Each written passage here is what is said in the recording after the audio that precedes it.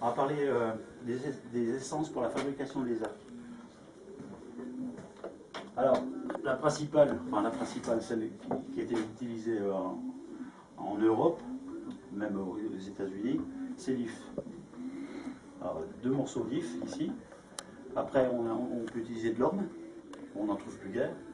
J'ai la chance d'en avoir. De l'ERA, qui est le plus courant, pour faire les arcs Ricoeur ou Longbow, etc. De l'acacia, du bambou. Ça, c'est des essences pour les poignets, du noyer noir et du cèdre pour les flèches. D'accord. Alors, là, je vais parler un petit peu de l'acacia. L'acacia, c'est un très bon bois, très nerveux. Le problème, c'est qu'il a tendance à se voiler. Je vois qu'il y a des connaisseurs. On prend un plateau bien droit, bien net, on monte des lignes, ça va dans tous les sens. Il vous fait circuler, vous comptez si vous avez le temps. Vous comptez les cernes, hein, et je vous le dirai tout de suite. Hein, ça fait à peu près 50 ans.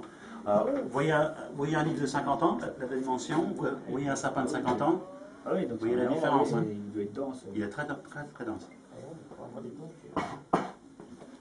Puis du temps. 50 ans. Ouais. Au niveau de la densité, le buis, chez nous, c'est la Ah même le densité. buis, on peut faire des arbres avec n'importe quel bois, a priori. Hein. Certes, Mais il y a des bois qui se prêtent mieux, d'autres, surtout des bois denses. parce que le buis, c'est hyper dense. C'est Ah oui, hyper dense. c'est hyper dense, mais bon. Mais par contre, il n'y a pas d'eau-biais. Alors il faut faire un renfort, un backing, ce qu'on appelle le renfort extérieur. Il faut faire un renfort avec un autre bois. On peut recoller un autre bois sur le dos.